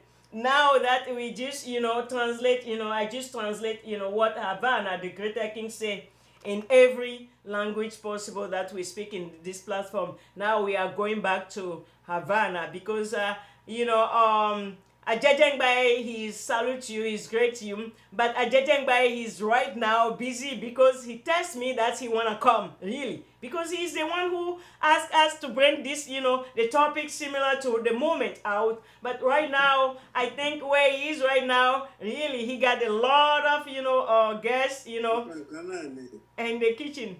Was it is the time? Yes. Time to exactly. That is the time. Akoko. Yes. Koduro de nìkan. Exactly. Akoko titi wọn. Òun làwọn ń lò láti fi serve àwọn èèyàn kan láwọn tó wá jẹun. That is his message. Oh, thank you, Havana. The greater king said that time waits for nobody. It's so true. That the time that people choose to be at that restaurant, it's their time. And Havana, the greater king, Ajajengbae, he's trying to do anything, and the time, the moment, it's right there. He has to be that moment. He has to be there, to serve, those who wanna eat. That's the way, we are saying the same thing. Thank you, the greater king to really open this window. And that's true. Messieurs et madame, Adjeje Ngbaye n'est pas ici. Hey, Havana est en train de dire, voilà, que c'est le moment, parce que le moment n'attend personne. Le moment que les gens sont allés au restaurant, ils sont là actuellement. Et ce moment-là, Djedje Ngbaye veut venir, mais il ne peut pas. Parce que le moment, c'est le moment là où il devait être, là où il doit être, pour servir ses clients. Donc, c'est ça. Mais tu l'as mis, Mimoro. Djedje Ngbaye, Ejonawa, Mema Gawa, Havana, de Greater King wa di domno que, Mimoro que, when mlono te pour me dépepe, c'est vrai. When de mêler clients les to aider. Bojandu nu to restaurant wenu lo we mile di do ena wa we wo su mo do emi na wa e ma gan wa moment lo e ma ni no te pon mede fi de moment te wule wete fine we ena wule wete we fine we jede su an servite we nso jan gonde mi mo do moment lo ni moment wa we o gbemi jona yi emi eton we ma o jona yo e do ani wa hwegbe an si odo moment lo parce que moment lo e ma nje ton ba imo esprit lo ma nje ton. Donc, au lit don de aïe, et ma jeton, ni lumière et son universel, et a mettons, moment l'onien. Un petit mot tout ça, c'est des goûts, monique, mais tout à l'essor, ti emi, elle est mi, en to de mi, et ba fait bemi, qui l'a léché, à coco on a bateau, à coco toni, à siko toni. Asiko bateau, asiko otoni, aliment otuni, Yes, ladies and gentlemen. What did I say? I say the moment if God is calling you, the universal, the light, the gigantic force, the light, and it's calling its soul back home, what are you gonna do? The moment. It's that moment. You have to, it doesn't belong to you. When he called back, it doesn't belong to your soul, belong to, the soul maker. And that's what we say. Messieurs et madame, on a dit le moment n'attend personne.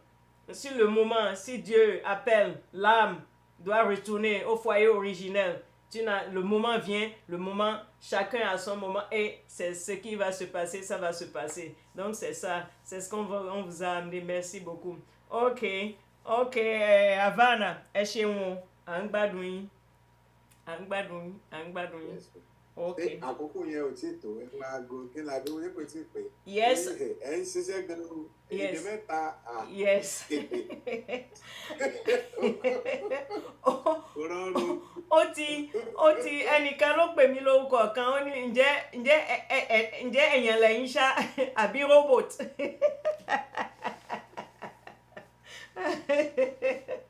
Yes, kò rọrùn tó dá kò rọrùn àmọ́ ohun tó bá ti mọ̀yàn ó ti mọ̀yàn nìyí ẹ̀rí ó kù a ní àkókò díẹ̀ kan a ní pẹ́ lérí ètò mọ́ ẹ̀rí ohun tí èmi fẹ́ sọ ẹ̀rí ni pé mo dúpẹ́ fún gbogbo wa mo dúpẹ́ fún wa ní pé ohun tí a ti wáyé fún ìgbà mélòó tá a kọ́ àwọn ẹ̀kọ́ tá a ń kọ́ náà là ń fúnra wa nísìn ẹ̀rí ẹni mà yìí ò máa tọ̀hún ẹ̀rí àwa sì kó ẹ̀kọ́ ẹnìkan àìkó wọn kéré níbí báyìí no a máa ń respect ẹ̀kọ́ oníkálukú nítorí ẹni mà yìí ò máa tọ̀hún ẹ̀rí ọmọ tán bí lónìí nísìnyí báyìí tó ń wá tẹ̀yìn ṣe ń pọ̀ ọmọdé ni ó lè jẹ́ pé grandfather kan nítorí ó ní ohun tó fẹ́ ṣe lẹ́yìn ilẹ̀ ló tún padà wá eléyìí bá ń sọ̀rọ̀ ọmọdé bá tẹ̀ ń sọ̀rọ̀ fẹ́yàn ó yẹ kéèyàn máa kẹ́tì gbọ́ èmi máa ń respect àkókò èèyàn mo máa ń fúnyàn lákòókò ẹnikẹ́ni bá pè mí tí mi bá rí àkókò kí n pe olú ẹ̀ padà mo máa ń pè náà ni mi ń ṣègbéraga nítorí ọlọ́run ò dá wa fún gbéraga ẹ̀rí mo máa ń respect èèyàn mo sì máa ń respect nítorí pé kí ni mo ń respect ẹ̀mí tó wà tí envelope náà gbé wọ̀ náà lèmi máa ń respect lára ẹ̀dá kọ̀ọ̀kan ẹ̀rí respect tí èmi ní fún ẹni tí ń gbálẹ̀ náà ni mo ní fún president ọ̀kan ojú kan lọ lọ́wọ́ tèmi ìmọ̀ nítorí nǹkan náà ìyá tó mọ̀ mí náà ní Raliatu ìyá yẹn máa ń sọ Islamia àyà níní tó oògùn lọ́tọ̀ fún ẹ èébú mi nìní tó bá fẹ́ bú mi nítorí nítorí kò sí ẹni tẹ́mi kọjú mọ́ nígbà tí mo wà ń kékeré yóò ní èyí ibà má lọ má yóò ní islamia ò débẹ̀ tí mo bá dé yóò ní àyà níní tó oògùn lọ́tọ̀ fún islamia ẹ̀yìn àwọn nǹkan yẹn lèmi máa fi ń rí pé tòótọ́ ọlọ́run dá wa lọ́tọ̀ọ̀tọ̀ ẹni tó fún ẹ̀bùn tó fún tọ̀hún kò fún eléyìí ẹ̀bùn tó fún eléyìí kò fún tọ̀hún ẹ̀yìn a bá sì rẹra wa sílẹ̀ ta gbọ́ nítorí kí ni máa ń fa èdèyèdè nítorí pé òun tọ̀hún ni mo ju oyún tọ̀hún lọ mo ju eléyìí lọ mo ju nífa gbogbo ìjà táwọn èèyàn ń jà o táwọn ẹ̀mí ń bára wọn jà ẹ̀mí sì ní gbogbo wa star ní gbogbo wa star war ẹ lọ wo star war àwọn ẹ̀mí ń bára wọn jà ẹ̀rí ọ̀rọ̀ náà nìyí ohun tẹ́mi ní tí mo fẹ́ fún wa ní pé ká máa respect ẹ̀mí ta jẹ́ ká máa respect ara wa ká sì máa rí pé ọlọ́run tó ń tọ̀ ń pè tọ́lọ́run dá ìfẹ́ tọ́lọ́run fi dá ẹni tó wà wájú ẹ̀ náà ní ìfẹ́ náà kan náà lọ́lọ́run fi dá wọ́n náà ní yù kọ́ èmi ẹ̀rí náà ní n bá ń kun yù ẹ̀rí mo máa ń rí pé ẹ̀dá ni oníkálukú àmọ́ ǹgbà míì àwa tí a wà báyìí àwọn ilé ayé máa ń fẹ́ yàn wá jẹ náà ni tí a bá kígbe kan gbogbo ilé ayé máa ń mì tìtìtìtì àì tètè bínú àmọ́ tá a bá bí ń toyín pé kí ni ẹni ọlọ́run pípọ̀ ẹ rí pé àwọn èèyàn ẹ̀yin náà ti sọ ní pé ṣe rí èèyàn mélòó ni máa ń takò ọlọ́run tàn rí wọ́n ń takò lójoojúmọ́ ẹ̀rí ẹ wá ní àwọn ẹni ọlọ́run tí ń ṣiṣẹ́ ọlọ́run ribiribi nítorí ẹ̀ mo kí gbogbo àgbáláyé mo kí gbogbo àwọn tíṣà gbogbo mo kí gbogbo àwọn olólùkọ́ gbogbo níbikíbi tán bá wà láti kindergarten nítorí kéèyàn kọ́ ẹ̀kọ́ kó kọ́ èèyàn lẹ́kọ̀ọ́ kì í ṣe nǹkan rí ẹ̀rí ẹ ṣeun àwọn ṣéwù gbogbo mo kí yín àwọn pásítọ̀ àwọn mọ̀pẹ́ àtàtà ni o àwọn olódodo ni o mo ń kí gbogbo wa ẹ̀rí ń tẹ̀mí nínì tẹ̀mí ni mo kí yín o mo sì dúpẹ́ Havana mo dúpẹ́ mo kí yín mo kí ìdílé yín mo kí àwọn ìyàwó yín mo kí àwọn ọmọ yín ẹ̀rí àjẹjẹ́ ńgbá yín mo kí yín mo kí ìyàwó mo ká àwọn ọmọ n bá ń sọ pé I love you àwọn ìyàwó yín kán máa jalusi o bẹ́ẹ̀ ni èmi máa ń pín ìfẹ́ káàkiri pẹ̀lú ẹnu ni o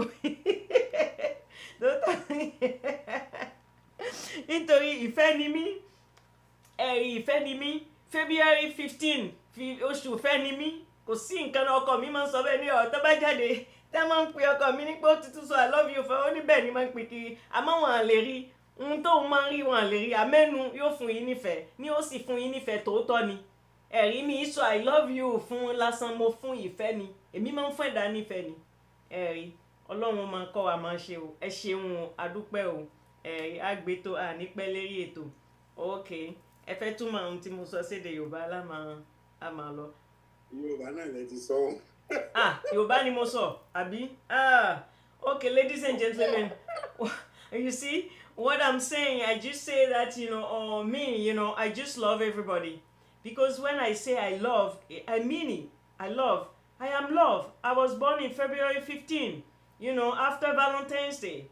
And sometimes I will say I love you to a married man or a woman, married woman, don't take it that, I want to take your husband or whatever. No. I'm love, and love has every quality, everything. And then that's what I just said to a greater king, that if I say I love you, I must love what you love. If I say I love you, I love you, I love your kid, I love your wife. That's me. That's the way I am. And I mean it. It's so meaningful for me. And that's why, and then if I say I love you, I love you, I love your wife, I love your kid, I love everything that you love. That's me. And sometimes my husband will say she spread love around, and it can be, backlash me. That's true. It's me. Because my husband never called me my name. He would say Isla when I did something, that he disliked. He would say, Isla. I said, throw me in the garbage. He said, no, I want to eat you. Nobody won't see you. That's what, he just said me if I did something, and then he would call me, Shatsi, or he would call me Angel. He always call me, you are my angel, you are everybody angel. That's the way I am. Thank you so much. I love you guys, and thank you who make me, the way I am. It's, I don't know, it's a universe, it's God, it's a you, it's the hue. I always sing the hue. I always sing the hue. And that's what I have for you guys. Download the Hue app. It's free. You download for everybody. The universal. You download the Hue app. It's right here.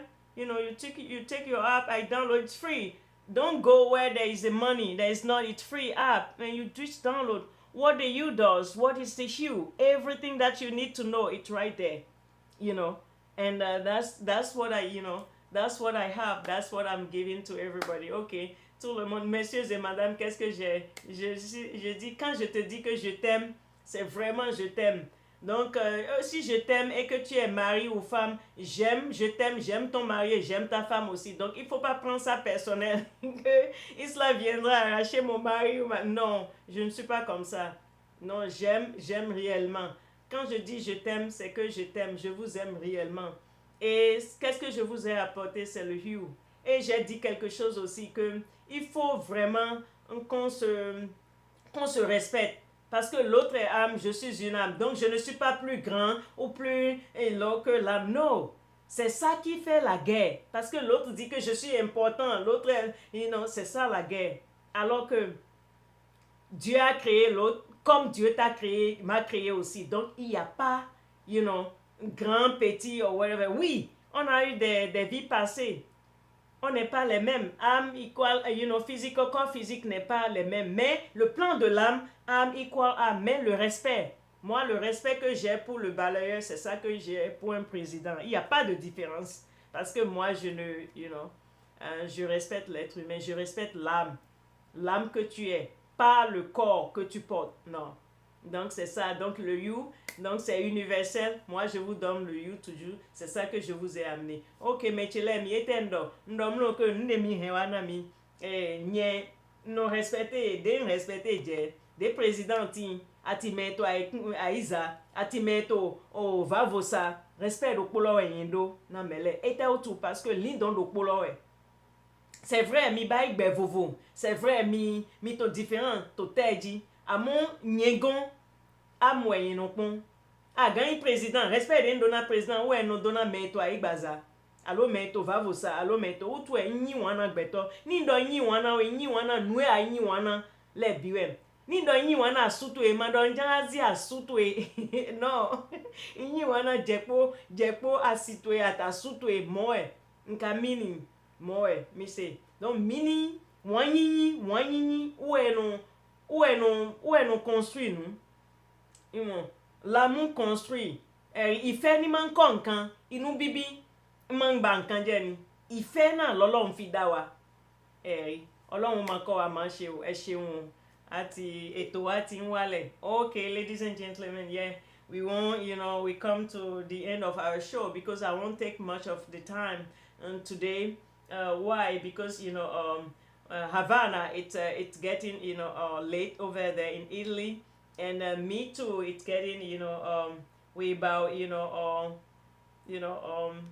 4. It's 3:59, 4 o'clock here. But I can go on. We can go on because we wanna make it short. And Ajajang Bai, he's trying, but he can't make it. Àjẹjẹ gba ló ní ká gbẹtọ yìí wá ó fẹ́ wá náà ní ṣàgídẹ nígbà àkókò òdúró di ẹnìkan àkókò dì í mú báyìí. Yes, ẹ ṣeun thank you. Gẹ́gẹ́ bí ohun tí olóòtú ètò sọ ìyẹn madam Sọ̀kúlẹ̀, ohun tí wọ́n sọ náà ni wípé ohun tí àwọn fẹ́ fi fún wa ìlú náà ní ìfẹ́. Wọ́n ní ìfẹ́ kó sọ kókó sọ pàtàkì nítorí pé ìfẹ́ òun ló máa ń di nǹkan mú. Ìbínú ọmọ nǹkan kan jẹ́ ni òótọ́ náà dẹ̀ ní bó ṣe rí gẹ́lẹ́ nìyẹn nínú ẹ̀kọ́ ẹ̀mí spiritual. Ẹni tí ó bá ń bínú àwọn ẹ̀mí ò tiẹ̀ ní yàdọ̀ rẹ̀ rárá. Yes. Torí wípé ó lẹ́kọ̀ọ́ tó dìmọ̀ ó láwọn tó wà ní ìbínú ó láwọn tí wọ́n sì rí ìbínú. So ó wá lẹ fẹ́ sẹ̀kọ́ ẹ̀mí má wulẹ̀ fàkókò ẹ̀ ṣòfò. Tó bá ti jó ní ìbínú má wulẹ̀ wá. Torí tó bá wá ara ẹni ò lè rí kankan lè ṣẹlẹ̀ torí wọn ò tiẹ̀ lè súnmọ́ ọbẹ̀ lé pé wà á máa rí kankan torí wọn ò fẹ́ bínú. So wọ́n wá jẹ́ kó yé wa wípé táwọn bá sọ fún wọn wípé mo nífẹ̀ẹ́ rẹ wọ́n ní ìfẹ́ yẹn kìí ṣe pé ẹ̀yin ìyàwó tẹ́ ẹ bá gbọ́ wọ́n bá sọ pé mo nífẹ̀ẹ́ rẹ sí ọkọ ẹ̀ kìí ṣe pé bóyá wọ́n fẹ́ gba ọkọ yín lọ́wọ́ yín o àbẹ́yìn ọkọ tí wọ́n sọ pé mo nífẹ̀ẹ́ rẹ síyàwó ẹ̀ kìí ṣe pé àwọn fẹ́ gba ìyàwó ẹ̀ lọ́wọ́ rẹ ò rárá o ohun táwọn ń gbèrò lórí ìyẹn kò ju wípé nǹkan táwọn gbọ́ yé wípé ìfẹ́ ṣe kókó àti wípé ọjọ́ tí wọ́n bí àwọn ọjọ́ àyájọ́ olólùfẹ́ ni so àwọn gangan fúnra àwọn gangan ni ìfẹ́ táwọn bá wá ń sọ pé mo fún ọ nífẹ̀ẹ́ mo fún ọ nífẹ̀ẹ́ wọ́n ní lóòótọ́ lódodo ìfẹ́ yẹn dé inú àwọn ó dẹ̀ dọ̀kan ó dẹ̀ dé gbogbo ara àmọ́ kìí ṣe wípé bóyá káwájọ máa fẹ́ra wa wọ́n ní kìí ṣe bẹ́ẹ̀ o pé eléyìí ni ohun táwọn fẹ́ yànnàná nítorí táwọn bá ń sọ fún gbogbo èèyàn àwọn máa ń sọ fún pé mo nífẹ̀ẹ́ rẹ mo nífẹ̀ẹ́ rẹ kìí ṣe bí ìwọ ṣe ń ròyìn ẹ o nítorí wípé ọkọ àwọn nìkan òun làlàyé yẹn yé torí ẹ̀ lọ́pọ̀ àwọn èéfín bínú ó mọ̀ táwọn èèyàn bá ń sọ pé máa wo ìyàwó ẹ̀ nígbà tá à ń pín ìfẹ́ káàkiri ọgbà àwọn kan máa rẹ́rìn ní pé ẹ fílẹ̀ èmi ni mo bá nǹkan mi ẹjẹ́ ó máa pín kì í ṣe wíwé tẹ́yìn ń rò yẹn ló ń pín ìyẹn kò lè pín èmi mo ní nǹkan mi èyí ló ń pín ọ̀tọ̀ torí ìdílé yìí wọ́n ní ọkọ àwọn kì í dẹ̀ pé àwọn ní orúkọ bí kò ṣe wípé ó máa ń pe àwọn ní ẹ̀mí angel ní bí àwọn orúkọ yẹn tó lọ́ máa ń pe àwọn wípé ọkọ àwọn yìí pe àwọn ní tó bá mú tó bá fi lè pe àwọn ní ìsílá bóyá àwọn ṣe nǹkan kan tí ò tó ṣe kínní wọ́n wá fẹ́ sọ pé mo rí ọ o mo rí ẹ o wọ́n ní kí wọ́n ló fi máa ń pe àwọn báyìí tó ohun tí wọ́n sọ nìyẹn torí eléyìí àkókò náà ti tó a fẹ́ gbé ètò wálẹ̀ torí wípé kò rọrùn èèyàn kan ó kàn máa ń sọ̀rọ̀ èdè ilé so ara ló ń fàbọ̀ sí. ojú pẹ́rókè lọ àbí.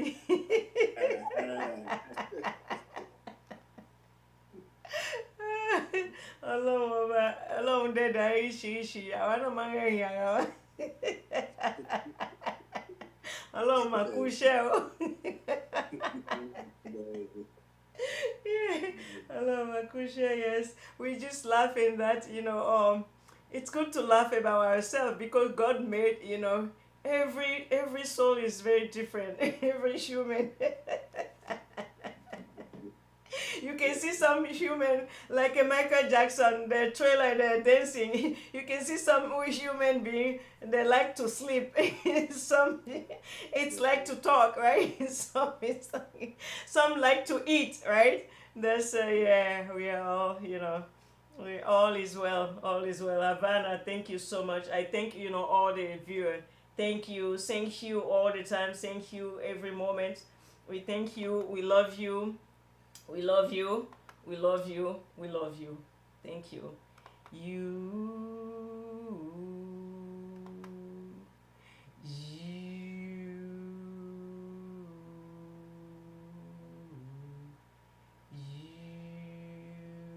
We see you on Sunday.